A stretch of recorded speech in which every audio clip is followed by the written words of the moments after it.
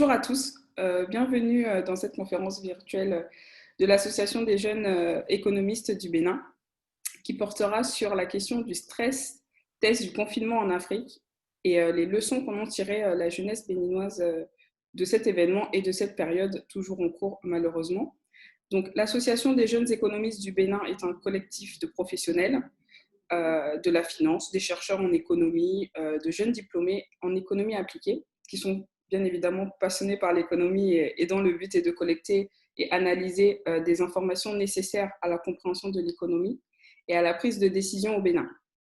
Donc l'association regroupe de nombreux collaborateurs en France, au Bénin, au Cameroun, au Maroc et encore en Côte d'Ivoire. Alors, moi, je me présente. Donc, je suis Sadio Pakita. Donc, je suis doctorante en études féministes et de genre à l'Université d'Ottawa. Et je travaille sur les processus de subjectivation identitaire des femmes noires qualifiées face au racisme et à la discrimination dans les milieux du son en France. Donc, je suis très heureuse d'être aujourd'hui ici et de modérer ce débat et de me considérer comme collaboratrice, on va dire, de l'association AGEB. Donc, on va rentrer un peu dans le vif du sujet et je vais commencer par vous présenter un peu mes collègues qui sont présents et qui vont intervenir aujourd'hui. Donc, nous sommes avec Sarah Goutandi. Voilà, si Sarah peut nous faire un petit coucou, ce serait sympa. Bonjour, enchantée. Bonjour à Enchantée. tous. Voilà, donc ensuite Awefa Pognon, qui est data, elles sont toutes les deux, pardon, data analyst dans le secteur bancaire et analyste chez AGEB. Donc Béranger Gloglo, donc diplômé en économie et en finance, qui est aussi le président de l'AGEB. Donc si tu peux nous faire un coucou aussi. Bonjour. Voilà. Et enfin, Sophonie Koboudé, data analyst dans le secteur de l'énergie et analyste à l'Afrique des idées. Pardon. Donc Salut à voilà. tous. Donc, nos échanges, comme je le disais, vont s'articuler sur la situation de confinement que les différents pays du monde connaissent en ce moment et ont récemment connu, et les enseignements que peuvent en tirer la jeunesse béninoise aujourd'hui. Qu'est-ce que ça leur a apporté, qu'est-ce que ça leur a enlevé et quelles sont les situations actuelles. Donc voilà, sans plus tarder, la principale question pour Monsieur Béranger Gloglo, quelles leçons pour la jeunesse béninoise? Déjà, merci Sadio d'avoir accepté d'animer ce débat entre nous et merci aux collègues aussi qui ont accepté de partager leurs idées avec nous ici ce soir. Donc, avant de commencer par donner des leçons, je vais partir de contexte et puis graduellement, à partir de deux, trois constats, finir sur une conclusion. Donc, revenons pour contextualiser les faits. C'est qu'on est parti d'une crise sanitaire en Chine et il y a un virus, donc la COVID-19, qui s'est rapidement propagé au-delà des frontières chinoises. Et donc, les différentes autorités dans les pays, dans les différents pays du monde, pour limiter la propagation de ce virus, ont décidé de mettre en place des mesures de confinement plus ou moins strictes. Après, s'en est suivi la fermeture des frontières. Et donc, tout ceci a entraîné, engendré une restriction dans la liberté des biens et des personnes. Donc, ça a suivi un ralentissement des échanges commerciaux entre les différents pays, donc suivant une situation de stress, où les économies qui étaient bien avancées dans le processus de la mondialisation, avec beaucoup plus d'ouverture, beaucoup plus d'interconnexion des différents pays entre les différentes économies, se sont retrouvés du jour au lendemain dans des situations qui s'apparentent à l'autarcie. Donc, où il faut principalement, dans un premier temps, vivre, en tout cas subvenir à ses besoins, mais en comptant que sur ses propres moyens et sur ses propres ressources. Donc, partant de là, ça c'est un premier constat. Et si on va encore un peu plus loin, dans le cas du Bénin, par exemple, où il n'y a pas eu forcément de confinement strict, donc il y a par ailleurs eu des cordons sanitaires, donc l'établissement de cordons sanitaires pour quand même essayer de limiter la propagation du virus, mais il n'y a pas eu de confinement strict. Donc pour ça, la première explication qu'on donne aujourd'hui, c'est la prédominance du secteur informel. Mais si on va un peu plus loin, en regardant par exemple la composition de la valeur ajoutée globale du pays, on voit que la création de la richesse est principalement portée par le secteur tertiaire. qui représente à peu près plus de 50% quand même de la valeur de la richesse nationale créée, et lui-même porté par le commerce, donc les échanges entre les pays. Bon, les échanges, donc les imports, les importations et puis les exportations. Si on s'attaque maintenant au volet importation, en fait, il est d'autant plus compliqué pour les décideurs publics d'appliquer des mesures de confinement strict ou de fermeture des frontières, parce que en regardant tout simplement la composition du panier de consommation des Béninois, on remarque tout de suite, donc, deuxième constat, on remarque tout de suite que les produits finis proviennent essentiellement de l'extérieur. Donc, arriver à appliquer des mesures de fermeture de frontières pourrait entraîner de l'inflation dans le pays, pourrait engendrer de l'inflation tout de suite, parce que si on empêche les produits d'entrer, le peu qu'il y a sur le territoire, la loi de l'offre et de la demande étant en augmentation, bah, les prix vont suivre. Donc, dans un premier temps, on crée de l'inflation, mais on n'est pas sûr de suivre en tout cas au niveau des salaires, parce qu'à priori, on est dans une situation de crise où les entreprises connaissent déjà une baisse des revenus. Donc, je ne vois pas comment une entreprise qui gagne moins pourrait payer plus de salaire à ses employés pour qu'ils puissent compenser l'augmentation du niveau général des prix. Donc, on remarque là tout de suite, comme du second constat, que c'est pas possible de mettre en place des mesures de confinement ou strictes, ou en tout cas d'appliquer les mesures de fermeture de frontières. Maintenant, si on va encore un peu plus loin, en regardant par exemple les exportations, on voit que nous sommes très exposés en tout cas beaucoup plus sensibles à ce qui se passe à l'extérieur. Parce que nous exportons principalement des matières premières. Donc, dès il y a des problèmes à l'extérieur, en tout cas avec nos partenaires commerciaux, nos partenaires d'échange, nous sommes directement impactés. Donc, si je fais le résumé, on part en général dans une situation où on peut du jour au lendemain se retrouver dans une configuration d'autarcie. Donc, il faut compter sur ses propres moyens. Dans un second cas, un second constat, c'est que nos produits, ce que nous consommons, vient principalement de l'extérieur. Et ce que nous produisons, en tout cas, les matières premières que nous avons, nous les exportons. Donc, on ne fait pas de transformation. Donc, à partir de ce moment, je pense que en partant de ces trois constats, on pourrait aujourd'hui réviser tout simplement le positionnement du pays dans la chaîne des valeurs mondiales. C'est-à-dire, au lieu juste de se contenter soit d'exporter toutes nos matières premières et d'importer tous les produits finis, on pourrait essayer de migrer un peu vers le juste milieu qui est la transformation des matières premières sur place, en tout cas pour ce qui est des produits de première nécessité, parce qu'on n'est pas totalement à l'abri du choc qu'on a subi récemment. Donc, pour cela, principalement, je pense que pour revoir notre positionnement, donc le positionnement du pays, ça viendra de l'action microéconomique de tout un chacun, donc des agents économiques. Et je mettrai principalement l'accent sur les entrepreneurs. Donc, la jeunesse qui entreprend pourrait réorienter sa cible d'entrepreneuriat, en tout cas vers le domaine du secteur secondaire. Par exemple, qui reste un secteur sous-développé, on va dire en quelque sorte, et sous-exploité. Parce qu'il a suffi de regarder, par exemple, la composition, une fois encore, du PIB par secteur d'activité dans le pays en 2018, donc avec les données de l'INSAE, et de remarquer tout de suite que le secteur secondaire ne contribue qu'à 16% de la richesse nationale. Donc, les entreprises aujourd'hui peuvent, ou en tout cas les nouveaux entrepreneurs, les jeunes entrepreneurs peuvent orienter le projet d'entreprise ou d'entrepreneuriat vers le secteur secondaire qui est, je trouve, déjà sous-développé, sous-exploité et qui est beaucoup plus porteur d'emplois. Donc, créer plus d'emplois pour plus de création d'emplois. Donc, moi, ma leçon, ce que je retiens aujourd'hui, c'est de l'entrepreneuriat et vraiment axé, orienté vers le secteur secondaire, donc la transformation des matières premières sur place, en tout cas au moins les produits de première nécessité. D'accord. Bon, moi, je vais aborder plus le côté digitalisation, ce qu'on doit retenir en termes de digitalisation.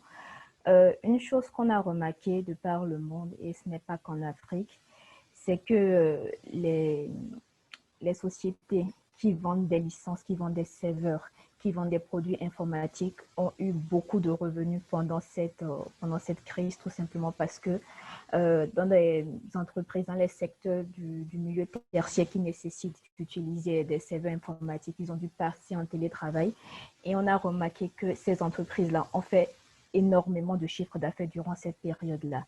Et cela pose la question de comment est-ce qu'on aimerait orienter par la suite notre économie dans l'avenir. C'est-à-dire que actuellement, comme l'a dit Béranger, on est une économie où la valeur ajoutée, la valeur créée provient surtout de l'agriculture et du secteur tertiaire. Et dans le secteur tertiaire, le commerce.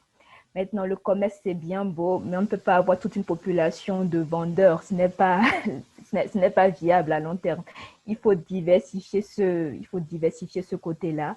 On remarque qu'on a une jeunesse où beaucoup de jeunes sont formés dans le secteur tertiaire, tout ce qui est communication, tout ce qui est banque, mais derrière, généralement, ces jeunes-là s'orientent dans d'autres secteurs. Ils n'ont pas des métiers qui collent aux formations qu'ils ont suivies, tout simplement parce que malheureusement, dans notre pays, il n'y a pas forcément les opportunités qui suivent.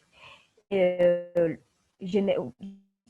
si vous voyez un petit peu les chiffres du chômage au Bénin, on va vous dire que le chômage au Bénin tourne autour de 2-3%, mais en réalité, c'est parce que beaucoup de personnes se débrouillent, on va dire. Et il serait intéressant de voir comment est-ce qu'on pourrait orienter ces jeunes-là à digitaliser, orienter les entreprises, déjà ce que les entreprises qui sont sur place se numérisent, se digitalisent beaucoup plus. Déjà, ça faciliterait le travail de ceux qui ont déjà un boulot. Cela pourrait beaucoup servir dans le cas où on aura de futures crises, comme l'a dit Akwefa, des crises, on en aura toujours à venir. Les médecins le disent, hein, des pandémies, malheureusement, au vu de la situation actuelle, elles vont continuer. Et il serait intéressant qu'on se prépare parce qu'on n'a pas les moyens de faire face malheureusement aux coûts économiques. Et il faudrait que dès maintenant, on tire les leçons de ce qui s'est passé pour ne pas reproduire les mêmes erreurs ou pour, comment dirais-je, tirer tout ce qu'il y a de positif à tirer de cette crise-là.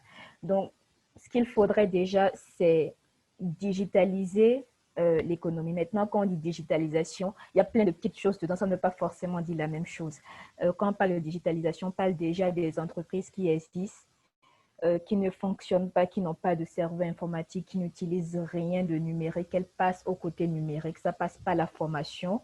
Et cette formation-là fera que ça va créer des emplois. Ça passe par le fait que les entreprises, les personnes qui se lancent dans l'entrepreneuriat utilisent beaucoup plus tout ce qui est Internet, réseaux sociaux. Ça, on le remarque déjà. Malheureusement, on n'a pas trop de chiffres sur les entrepreneurs qui utilisent les réseaux sociaux. Mais je pense que nous tous, nous avons déjà remarqué sur les réseaux sociaux qu'il y a beaucoup d'entrepreneurs qui utilisent les réseaux sociaux pour se faire connaître. Le marketing aujourd'hui, il passe essentiellement par les réseaux sociaux, il passe essentiellement par le numérique, surtout pour ce qui est de la tranche d'âge de 15-35 ans. On remarque que beaucoup de jeunes aujourd'hui ne regardent plus vraiment la publicité à la télévision. Donc, les canaux classiques de la publicité ne sont plus... s'adresse vraiment à une certaine tranche d'âge et les jeunes ne sont plus vraiment touchés. Or, les jeunes, ce sont ceux qui, dans le futur, auront le pouvoir d'achat pour pouvoir investir dans le but, pour pouvoir consommer les produits. Donc, il faudrait peut-être arriver à avoir les chiffres pour quantifier vraiment quelle est la part des entrepreneurs qui utilisent les réseaux sociaux, qui utilisent le numérique pour se développer. Mais déjà sur le terrain, on remarque que c'est le cas. On remarque également que le secteur de l'art a beaucoup été touché par la crise économique, ce qui est normal. Et on remarque dans le monde que beaucoup d'artistes, beaucoup de personnes du milieu artistique se sont servis justement du numérique pour s'en sortir. On a remarqué des concerts qui ont été faits en ligne, on a remarqué pas mal de choses. Et tout ça n'aurait pas été possible s'il n'y avait pas eu cette focalisation-là sur le numérique, sur les internets, sur les réseaux sociaux. Donc, je pense que les artistes béninois ont également beaucoup à gagner. Ceux qui veulent se faire connaître ont beaucoup à gagner à jouer un petit peu le jeu du numérique, à jouer un peu le jeu des réseaux sociaux, parce qu'on remarque que c'est le meilleur moyen, en tout cas actuellement, de toucher le plus de personnes le plus rapidement possible. Maintenant, la question qui se pose, c'est comment on va le faire dans notre pays. Parce qu'on remarque quand même que Internet, c'est assez cher. Actuellement, si je me rappelle bien, le prix d'Internet varie entre, euh, entre 100 francs CFA pour un volume de 40 mégas à 75 000 francs CFA. Pour des entreprises, ça peut aller. Maintenant, pour des individus, pour des auto-entrepreneurs, des personnes qui se lancent, mettre 75 000 francs CFA dans une connexion Internet, en plus de toutes les dépenses qu'il y a à côté pour gérer son entreprise, c'est beaucoup.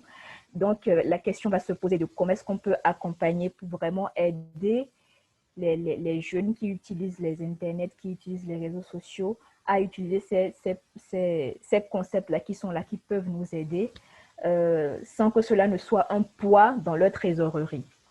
La question se pose également de la qualité de l'Internet. Parce que ce qu'on remarque chez nous, c'est que, bon, on a Internet, on prend un forfait, mais la qualité, elle n'est pas toujours la même selon qu'on est au nord ou qu'on est au sud, qu'on est dans une ville ou dans une zone rurale. Donc, la question va se poser d'investir dans des moyens, dans la fibre optique, dans les cadres, dans tout ce qu'il faudra euh, pour que tout le monde puisse avoir accès à de l'Internet de qualité. Donc ça, selon moi, c'est vraiment les leçons qu'on peut tirer sur le côté digital de la crise à venir. Il faudra investir beaucoup plus dans les internets, dans les infrastructures qui existent déjà. Et il faudra beaucoup plus former les personnes qui sont sur le terrain afin qu'elles puissent savoir maîtriser, manier les outils informatiques et les outils numériques et les internets. Voilà, merci beaucoup.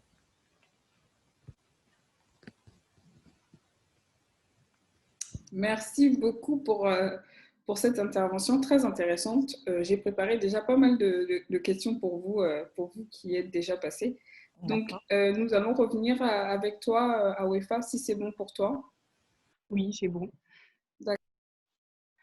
Du coup, moi, je vais aborder plus la question de ce qui concerne les activités du secteur informel en Afrique et en particulier au Bénin. Donc, comme on a pu le constater dans la plupart des pays en Afrique, et en particulier au Bénin, la crise a certainement fragilisé un certain nombre d'activités du fait que certaines activités comme celles qui ont trait au commerce, aux échanges commerciaux, aux activités de construction et autres, ont dû être arrêtées parce que pour des activités d'importation et d'exportation qui dépendent essentiellement de ce qui vient de l'étranger, vu que la crise sanitaire a quand même entraîné des fermetures de frontières, des limitations de déplacement, c'est évidemment les impacts seront évidemment ressentis sur les activités au niveau du Bénin. Et aussi, je voulais parler aussi des activités de tourisme, par exemple, parce qu'il y a quand même un certain nombre d'entrepreneurs qui mettent en place des projets de, de tourisme, en tout cas dans le sens où ils essaient de faire découvrir le Bénin à des étrangers, à des personnes qui viennent visiter le Bénin. Et puisque les frontières sont restées fermées pendant un long moment et que les voyages, les déplacements étaient limités, c'est sûr qu'il y a eu moins de touristes, moins d'arrivées, moins de vacances. Donc forcément, moins de revenus pour ce genre d'activité-là. Et de notre côté, le constat est fait aussi que la plupart des entreprises au Bénin exercent dans le secteur informel. Donc forcément, si, si une crise atteint un certain nombre d'entreprises, elle serait forcément, elle atteindrait forcément les entreprises du secteur informel aussi. Et il y a aussi une chose, c'est qu'on a pu constater que en voulant faire une étude sur l'impact de la crise sur l'économie du Bénin, il manquait des chiffres.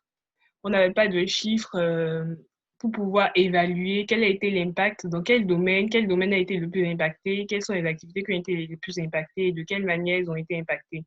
Cet état de choses n'aurait pas été si on avait une certaine enfin, un cadre très, très bien défini de comment se font les activités, toutes les activités économiques au Bénin.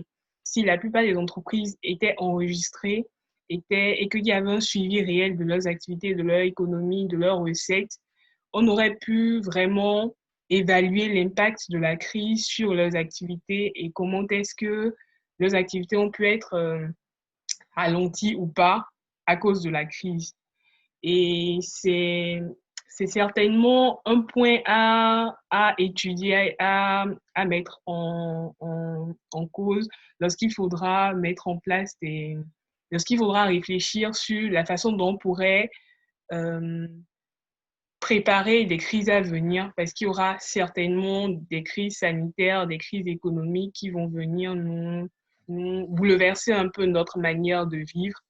Et donc, si l'État arrive à capter les activités du secteur informel, si l'État arrive à les orienter ou à les attirer vers le secteur formel, ça pourrait être d'une grande aide déjà pour l'évaluation des impacts des crises économiques ou sanitaires. Et aussi, ça pourrait aider à ce qu'on puisse apporter, lorsque l'État mettrait en place des aides à l'endroit des entreprises, que toutes les entreprises puissent être atteintes. Parce qu'aujourd'hui, si l'État décide de financer les entreprises qui ont été touchées, qui ont dû augmenter leurs dépenses pour faire face à la crise, c'est sûr qu'un certain nombre d'entreprises n'auraient pas accès à ce genre d'aide-là. Pourquoi? Parce qu'elles n'ont pas un statut juridique, parce qu'elles ne sont pas, devant l'État, en tout cas, elles ne sont pas enregistrées, on ne connaît pas clairement leur façon de fonctionner. Donc, l'idée serait d'inciter les jeunes entrepreneurs, ceux qui voudraient mettre en place un projet, à se faire quand même connaître, à faire connaître leurs activités auprès de l'État, à s'enregistrer, à exercer dans le secteur formel, parce qu'il n'y a pas que les bons moments de griffe, il n'y a pas que les bonnes, les bonnes recettes, quand tout marche, quand l'activité est bien et qu'il n'y a aucun souci, ben ça va. Mais lorsqu'il y a des crises et qu'il faut mettre en place des politiques qui vont pouvoir soutenir les entreprises, forcément, ces entreprises qui n'avaient pas été au préalable enregistrées n'auraient pas accès à ce genre d'aide venant de l'État. Donc, c'est vraiment ça ce que je voulais aborder. Merci beaucoup. Merci. Donc, la parole sera à Sophonie Koboudé, data analyst dans le secteur de l'énergie, qui va nous parler des actions gouvernementales qui ont été mises en place face au confinement. Merci. Je pense que mon rôle est très facile. Globalement, je passe après tout le monde. Donc, globalement, ça va être de la audit. Mais donc, du coup, chacun, on pourrait même s'arrêter là. Chacun ira chercher un café ou un goûter.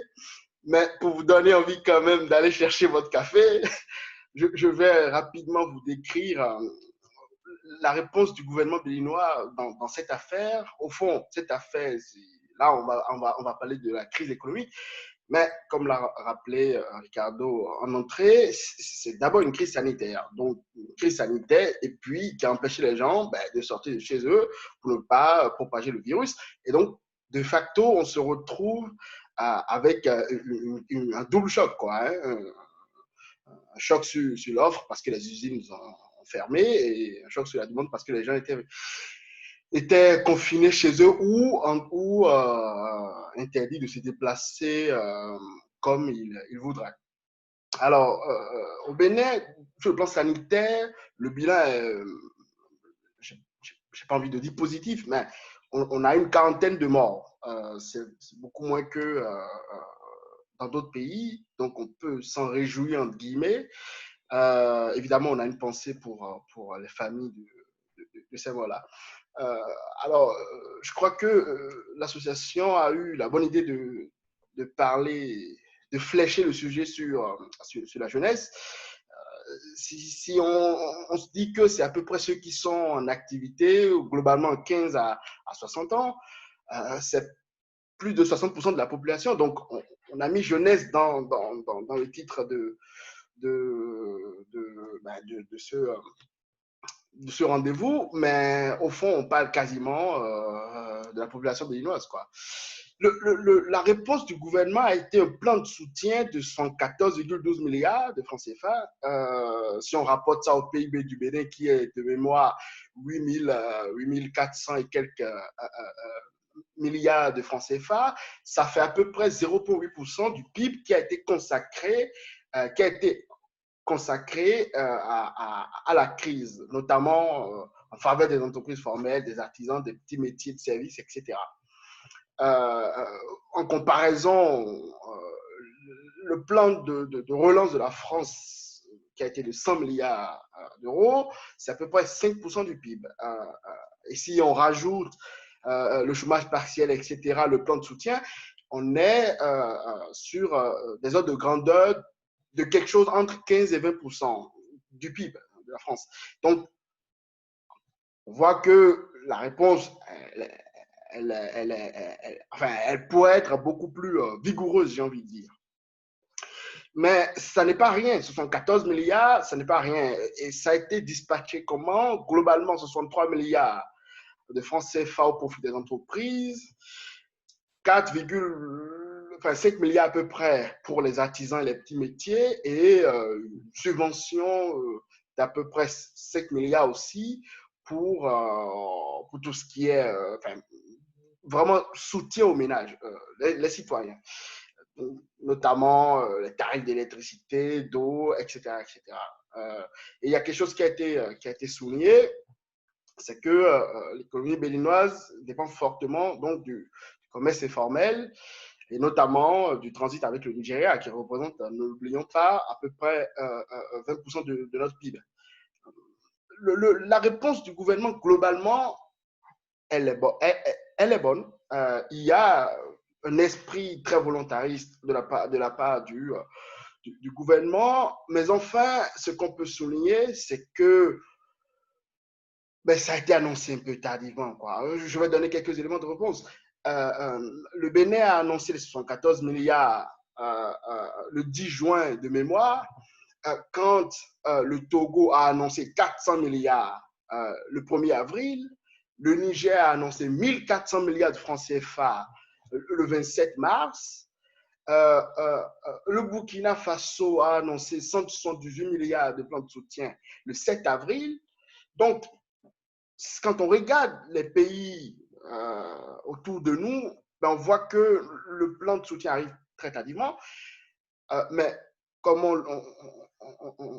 le dit souvent, mieux vaut tard que jamais. Donc, on a quand même un plan qui est conséquent de 74 milliards. Donc, le gouvernement a eu une forme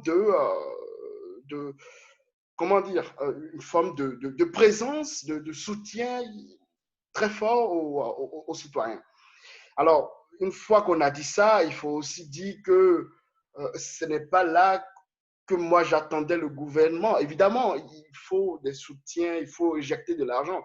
Mais j'ai eu l'occasion de faire un papier dans Jeune Afrique où j'ai dit clairement que creuser la dette pour des allocations non optimales en bout de chaîne, pour moi, ça n'est pas une réponse structurelle. Il faut une réponse structurelle. Et on a commencé à aborder les problèmes structurels avec Fanny notamment, qui parlait de la formalisation des entreprises. C'est qu'au fond, moi, j'attendais qu'on profite de cette crise pour amorcer la formalisation des entreprises. Le gouvernement a annoncé évidemment le plan de soutien pour les entreprises, mais qu'est-ce qui s'est passé? C'est que les entreprises devaient se déclarer formelles comme informelles. Et quand les entreprises, il y a eu à peu près 5000 entreprises formelles qui se sont déclarées, 90% de ces entreprises ont payé des impôts en proportion d'une entreprise qui gagnait, qui faisait moins de 2 millions de chiffre d'affaires, mais dans leur déclaration de perte, puisque le gouvernement s'est engagé d'apporter, évidemment, de compenser 100% des pertes de ces entreprises, eh bien, ces entreprises, qu'est-ce qu'ils ont fait? Eh bien, ils ont annoncé des pertes d'exploitation d'environ de plus de 1 million. Donc, il y a une incohérence. Donc, même quand l'entreprise est formelle, ben, il n'y a pas un suivi, il n'y a pas une photo précise de la situation des entreprises. Donc, la question, elle est là. Il faut sortir des bidouillages. Voilà mon message. Il faut sortir des bidouillages. C'est très bien de faire de la dette, etc., pour soutenir, faire du court terme, mais il faut penser structure. Sans régime de propriété, au fond, il n'y a pas d'enrichissement, il n'y a pas de capital. La jeunesse béninoise aujourd'hui, elle est entreprenante. Elle est entreprenante, elle est volontaire, elle est décidée à faire bouger les choses. Mais elle est comme, permettez-moi cette similitude de forme, elle est comme un lac de montagne qu'on pourrait utiliser pour la pêche, etc. Mais c'est sous-exploité. Vous amenez un ingénieur, un lac de montagne, il suffit de mettre une usine hydroélectrique et ce lac de montagne va servir à produire de l'électricité qui va permettre de produire des biens et services derrière. Au fond, ce n'est pas, il faut sortir de cette espèce de réponse court-termiste qui consiste à dire, bon, on ira faire de la dette pour soutenir les ménages, etc. Il faut rentrer dans une logique de formalisation des entreprises. Et on parlait de digitalisation tout à l'heure, et bien c'est clairement un moyen. C'est clairement un moyen et ça peut aider à formaliser. Et, on peut penser une stratégie en 3 étapes pour aider les acteurs, les agents économiques à formaliser leur entreprise. Première étape, c'est mettre en place une plateforme en ligne, base de données qui permet aux acteurs de s'inscrire. Et s'il y a des entreprises qui ne peuvent pas s'inscrire, envoyer des équipes mobiles sur place, etc., pour enregistrer leurs coordonnées GPS, etc. Enfin, la digitalisation a un rôle à jouer. Et puis, évidemment, pour inciter ces gens, parce que c'est toujours une question d'incitation, pour inciter ces gens, accorder des subventions pour ceux qui accepteront rentrer dans le système formel, des exonérations fiscales, etc. Mais on n'a pas eu de réponse dans ce sens. Donc, le problème, c'est il y a une réponse. Je ne dis pas que l'attitude du gouvernement, la volonté du gouvernement, l'énergie du gouvernement a été absent. Non, pas du tout. On a eu une réponse forte, même si elle pourrait être encore plus forte. Mais elle est essentiellement, comment dire, du court terme et du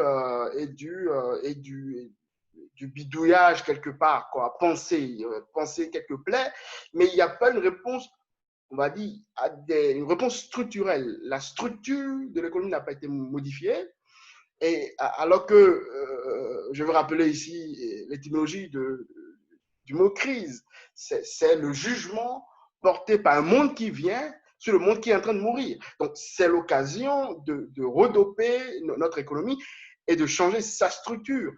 Je vais donner un exemple concret pour montrer pourquoi établir un régime de propriété formelle est absolument nécessaire. Moi, j'étais à Cotonou en mars dernier, donc c'était déjà pendant la crise. Voilà, je discutais avec un ami dont le père a donné 10 hectares de terre agricole. Ce même ami avait envie de monter une start-up et il cherchait du financement.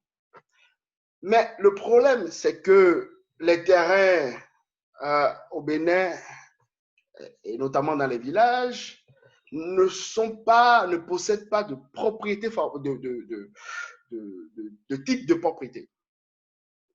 Et donc, il ne peut pas utiliser son bien pour aller comme hypothèque à la banque, pour pouvoir, comme collatéral, pour pouvoir emprunter de l'argent.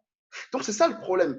Au fond, ce n'est pas que les gens sont pauvres. Moi, je connais plein de gens qui ont des biens, des gens qui ont des maisons, mais le bien ne devient capital que par la magie, j'ai envie de dire, par le mystère du régime de propriété. Il faut qu'on densifie les moyens sur l'établissement d'un régime de propriété formel qui permette à tout le monde de pouvoir, au fond, convertir leur bien en capital.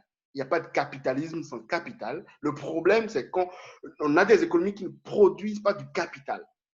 Un bien, il devient capital que par la conversion la conversion avec le régime de propriété. Donc, s'il n'y a pas de propriété, ben, on ne peut pas s'échanger des biens facilement, on ne peut pas céder des morceaux de biens. Si j'ai une usine, si je n'ai pas de titre de propriété, c'est difficile d'en vendre des parts, notamment en actions. Donc, il faut et ça, c'est un appel profond, un appel du cœur que je fais au gouvernement. Si on fait parvenir cet enregistrement là-haut, il faut absolument concentrer les moyens sur la formalisation des entreprises. Pas parce que on voudrait bien, mais parce que sans ça, eh ben, on aura une économie atone qui va continuer à ronronner. Et surtout, on sera incapable d'avoir une photo de notre économie et en plus, on sera totalement incapable d'apporter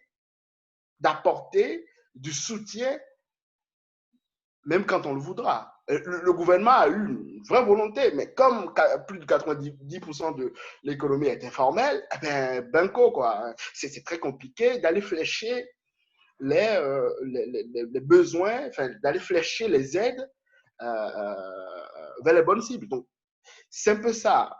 Il y a une réponse forte qu'il faut encourager et qu'il faut saluer. Et on peut aussi regretter que cette réponse ne soit pas n'ait pas une connotation structurelle, n'ait pas eu un fléchage sous forme de réponse structurelle. Donc, je m'arrête là et puis, évidemment, je répondrai aux Merci, Sophonie, pour votre intervention, fort intéressante aussi. Donc, je vais ouvrir les questions et j'ai pas mal déjà de questions pour certains d'entre vous. Donc, je vais commencer par, je pense que cette question pourrait vous toucher, vous, Sophonie, et vous, Bérenger. C'est est-ce que la crise sanitaire a réellement aggravé la situation économique et plongé le Bénin dans la crise, ou elle a simplement mis la lumière et les projecteurs du coup sur un manque de mesures économiques et sociales structurelles à la base? Est-ce que la crise sanitaire, c'est quelque chose qui est venu bouleverser tout, ou c'est juste ce qui nous a permis d'ouvrir les yeux sur une situation globale qui était déjà en mauvais état, entre guillemets? La question s'adresse à moi ou à Bérenger? Vu que ça touche sur les politiques structurelles et un peu sur la situation économique, donc je reviens sur je me permets alors qu'il fallait miser sur le secteur secondaire. Donc, est-ce qu'on mise sur le secteur secondaire à cause de la crise sanitaire, ou on ne fait que mettre en lumière un problème déjà existant? Et quelles sont les aides? Parce que c'est bien de vouloir envoyer nos jeunes vers un secteur qui est peu ou voire sous-développé, mais quelles sont les aides et l'accompagnement de l'État vers ces structures-là, vers ces secteurs-là. Qu'est-ce qu'on fait pour la jeunesse béninoise et qu'est-ce qu'on leur permet de faire pour aller vers ce secteur secondaire? Voilà. D'accord, très bien. Je pense que la question, la manière dont elle est finalement posée s'adresse beaucoup plus à moi avec mon intervention sur le secteur secondaire. Alors, il faut déjà se dire que le discours que j'ai eu par rapport au secteur secondaire, donc il faut orienter les idées d'entrepreneuriat avec ce secteur, parce que c'est quelque chose qui n'est pas nouveau. C'est un discours qui est déjà tenu depuis très longtemps. Donc, il faut industrialiser, il faut des industries. C'est quelque chose qui existe déjà. Donc, la crise, en effet, ne vient pas tout chambouler en quelque sorte. La crise vient mettre la lumière sur quelque chose, une problématique qui existait déjà. Donc, on est bien d'accord que le modèle économique aujourd'hui qui se contente de envoyer toutes les matières premières et importer les produits finis, à long terme, ce n'est pas du tout soutenable. Et on le remarque parce que tout simplement, même au niveau de la valeur ajoutée, en fait, la valeur ajoutée, on l'a où quand on fait du commerce, mais la vraie valeur ajoutée, c'est au moment où on passe, par exemple, on transforme le maïs, on passe du maïs avec la brute au popcorn. Là, on voit vraiment la valeur ajoutée. Donc, le maïs qu'on a peut-être pour 100 francs, le popcorn qui est peut-être vendu à 200 ou 300 francs finalement parce qu'on a acheté un peu de sucre, mis un peu d'emballage, tout ça. Donc là, c'est vraiment là où on remarque la vraie valeur ajoutée. Et c'est là que moi, j'invite surtout la jeunesse. Donc, il faut entreprendre, mais il faut entreprendre dans ce sens. Et qu'est-ce que l'État peut faire aujourd'hui pour accompagner cela? Je vais tout simplement recycler ce que mes collègues ont dit, les différentes interventions de mes collègues, notamment Fanny et Sarah, qui ont parlé de la digitalisation et de la formalisation. Donc, la formalisation, il faut que l'État mette en place des mesures pour encourager les jeunes à s'enregistrer, se déclarer. Donc, leur faire comprendre qu'on s'enregistre, on se déclare, on paye les impôts pour que si jamais une crise survient, déjà faciliter l'évaluation des impacts et puis faciliter la mise en place des politiques pour relancer l'économie. Et la digitalisation dans le sens où aujourd'hui, la crise, le confinement, en tout cas, nous a montré dans les pays qui ont été les plus touchés que l'activité économique a été mise en veille. Mais pas totalement, parce qu'il y avait des activités qui pouvaient continuer, parce que la manière d'exercer, donc il y a de la digitalisation qui fait que on pouvait travailler à distance, il y avait des choses qui pouvaient se faire. Donc, on pouvait ne pas tout arrêter complètement. Donc, si le gouvernement accompagne, par exemple, la transformation des matières premières sur place. Donc, accompagne cela avec la technologie, la facilité d'acquisition des drones, par exemple, des choses comme ça, qui se font déjà beaucoup plus dans d'autres pays. Hein. Il y a des pays où l'agriculture, dans le secteur de l'agriculture, par exemple, il y a de l'utilisation des drones. Par exemple, dans l'industrie agroalimentaire, il y a beaucoup plus de machines, donc beaucoup plus de technologies, les choses sont numérisées. Enfin, il y a du numérique, donc les machines il y a des chaînes automatiques qui permettent de faire des choses. Ça, c'est des choses qui existent déjà. Donc, ce que l'État peut faire aujourd'hui, c'est mettre en place des infrastructures hein, pour accompagner cela, tout simplement. Il faut de l'énergie aussi. Il faut que l'État oriente vraiment les politiques vers les infrastructures qui permettent, en tout cas, qui favorisent un climat d'entrepreneuriat et puis permettent aux entrepreneurs de devenir de champions nationaux. L'objectif, ce serait vraiment de fabriquer des champions nationaux et donc mettre a priori qui permettent cela, l'énergie, les infrastructures. Donc, ça fait partie des choses que l'État pourrait faire aujourd'hui concrètement pour accompagner ces gens, les jeunes, donc, qui vont se lancer plus dans ce secteur, donc les accompagner. Et cela fait appel aussi, cela renvoie à ce que disait Sophonie sur des réponses structurelles. Donc, ce seraient des réponses structurelles, non pas juste mettre un peu de milliards ici, un peu de milliards par là-bas pour penser des plaies à très court terme. Et à moyen et long terme, c'est toujours la même chose. L'économie a toujours le même mode de fonctionnement. Il n'y a pas de changement structurel. Donc, si demain, il y a une autre crise, il y a une crise ayant les mêmes caractéristiques, bah, en fait, on va subir les mêmes conséquences. Et ça aussi, il y a quelque chose qu'il faut quand même rappeler aux gens, c'est que la crise, comme Sophonie l'a dit tout à l'heure, on n'a pas vraiment connu une crise sanitaire. Donc, la crise économique qu'on subit, c'est une crise importée parce que, à cause de notre exposition, de notre sensibilité par rapport à nos pays, enfin, à nos partenaires, les pays partenaires, principalement les partenaires commerciaux, c'est tout simplement parce que il y a une demande. Par exemple, si je prends l'exemple du coton, les industries textiles ont arrêté de fonctionner parce que bon, les gens ne sortent pas, donc ils ne s'habillent pas. Donc, les industries ont arrêté de fonctionner ou en tout cas, l'activité a été réduite. Il faut du coton pour produire. La demande de coton a baissé, donc les coûts ont drastiquement chuté. Donc, ce qui fait que tout de suite, on n'a même pas connu de crise sanitaire et on est déjà impacté par quelque chose qui se passe ailleurs.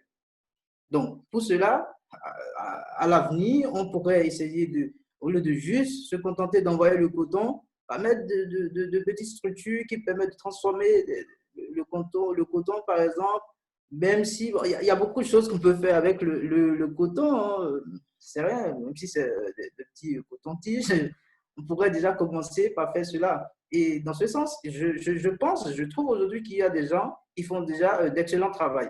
Je pense notamment à des promoteurs, celui qui fait des produits d'Aélia, par exemple, qui est dans la transformation, le Gary que nous connaissons, ou des produits Glu-Glu, tout ça. Mais c'est des gens qui arrivent à quand même valoriser la chose. Donc, il y a des gens qui font déjà, il y a des jeunes qui font déjà de très bonnes choses dans le domaine. Je peux aussi citer une promotrice qui fait la transformation de jus de cajou au Bénin. Donc, je pense qu'il y a des gens qui font déjà des choses. Maintenant, il faut de l'accompagnement, donc notamment en passant par le secteur de encourager les gens à s'enregistrer, à se déclarer, à être dans le secteur formel, mise en place des politiques fiscales, hein, tout simplement. Il faut mettre des politiques fiscales. Ça peut être coûteux à court terme parce que ça va demander. L'arbitrage, c'est soit on prélève maintenant, tout de suite, et on n'arrive pas à prélever chez tout le monde, donc les gens restent dans l'informel parce qu'ils ne veulent pas payer ou parce qu'ils n'ont pas tout simplement les moyens de payer. Soit on se dit, bon, on allège un peu, on les fait tous entrer en disant, à long terme, s'ils sont tous là, on va pouvoir, ce qu'on va gagner à long terme, ce sera plus intéressant, plus important. Donc, merci. Tu as rebondi sur une autre question qui venait, qui est, vous parliez d'enregistrement des entreprises, du secteur informel, de formalisation des entreprises, mais nous venons d'Afrique, nous savons très bien que c'est le secteur informel qui règne, et c'est par ce secteur-là que les gens arrivent à s'en sortir. Je ne sais plus si c'est Sarah ou Awefa qui parlait de débrouillardise, mais on est dans une économie de la débrouillardise. Et comment est-ce que vous voulez je prends un exemple tout bête. La personne qui a son petit kiosque et qui vend du pain le matin pour les jeunes étudiants qui passent, parce que quand j'étais au Burkina Faso, je mangeais souvent au bord de la route, faut pas croire. Qu'est-ce qu'on fait de ces personnes-là qui produisent? Parce que cette dame-là, je prends un exemple, elle pouvait avoir le matin au moins une centaine de personnes, une centaine à une cinquantaine de personnes. Elle produit régulièrement tous les matins. Mais qu'est-ce que ça lui apporterait de passer au secteur formel? Qu'est-ce que ça lui apporterait de formaliser son entreprise? Est-ce que ça ne lui reviendrait pas plus cher? Et qu'est-ce qu'ils en savent? Est-ce qu'ils sont informés de ça? Est-ce qu'ils savent qu'il faut s'enregistrer ou juste prendre son petit kiosque et choisir un emplacement et le poser?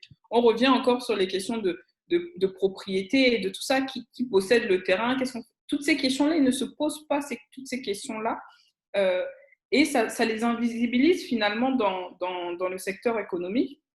Du coup, quelles sont les conditions pour s'enregistrer? Est-ce que c'est nécessaire ou est-ce que le gouvernement ne devrait pas trouver d'autres stratégies pour attirer ces personnes-là? Parce que si vous arrivez tout de suite et vous leur parlez d'impôts et de cotisations ils vont vous dire non, moi je gagne tant par mois, ça me permet de faire ça, ça, ça.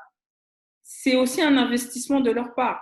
Donc, qu'est-ce que vous pouvez me dire par rapport à ça?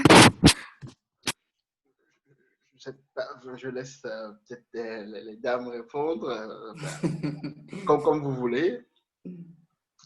Déjà, moi, ce que je pense de cette question-là, c'est que même je ne maîtrise pas exactement tout ce qui se passe, tout ce qui a rapport à la fiscalité ou autre, mais je pense que pour avoir des prélèvements ou pour avoir une certaine part d'imposition, il faut quand même avoir un minimum de revenus ou un minimum de recettes.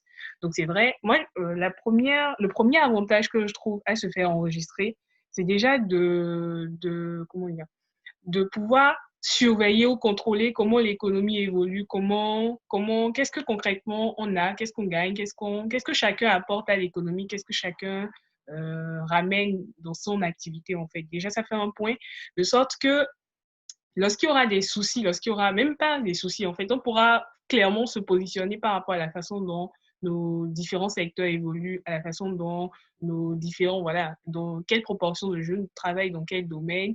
Et ça améliore ou ça aide dans les statistiques ou dans les études des économistes pour prendre des décisions, pour mettre en place des politiques. Donc, c'est déjà le premier avantage, sachant que on ne va pas imposer. Je pense que même si on met en place une politique fiscale qui doit toucher toutes les entreprises, ce serait proportionné à l'activité de chaque acteur. Et je crois que c'est ce qui se fait. Donc, je ne pense pas que, a priori, toutes les personnes qui exercent dans l'informel seraient imposées ou enfin, auraient à payer des taxes qui soient exorbitantes et qui pourraient dépasser leur capacité. Je crois déjà que l'essentiel, c'est de faire comprendre aux gens l'importance de se faire, en tout cas de faire connaître le niveau de son activité. Il faut que chacun comprenne que c'est important pour pouvoir mesurer ce que chacun apporte à l'économie, comment on peut l'aider, parce que c'est pas que payer les taxes, c'est aussi comment l'État peut aider telle ou telle personne qui investit dans telle ou telle activité. Du coup, moi, je pense que c'est comme ça qu'il faut d'abord voir la chose, qu'il faut d'abord faire comprendre la chose aux gens avant de penser à qu'est-ce qu'ils perdent ou du moins qu'est-ce qu'ils ont à gagner eux en se faisant enregistrer en termes de oui, ils vont payer des impôts et ça ajoute des charges et autres. D'accord. Moi, je Merci suis moi, pour ta réponse. totalement, pardon, salut, moi, je veux rebondir sur ce qu'a dit. Enfin, c'est ce qu'il faut expliquer. Au fond, moi, je vais reprendre ton exemple. La dame qui a son business de pain, etc., au bord de la voie, si on lui explique que si elle a un bilan propre, euh, qu'elle peut utiliser son bénéfice comme collatéral pour emprunter et agrandir son business, ça l'intéresserait. J'ai fait une similitude de forme avec cette masse d'eau sous une montagne, un lac sous une montagne. Au fond, c'est ça le problème. On a du capital mort. Ce que l'économiste Hernando de Seto appelait le capital mort. Mais il faut le mettre en mouvement, il faut activer le capital. Et donc, activer le capital, ça passe par la standardisation des titres de propriété. Pas de titre de propriété, moi je veux bien. Industrialisation, tout ça, c'est des ambitions ô combien nobles. Mais que fait un entrepreneur? Un entrepreneur, c'est quelqu'un qui a le don divin de la création. C'est-à-dire que c'est quelqu'un qui utilise des informations et qui en fait quelque chose. Donc, c'est des informations de prix, c'est des informations de disponibilité de matières premières et qui en fait quelque chose. Eh bien, très bien.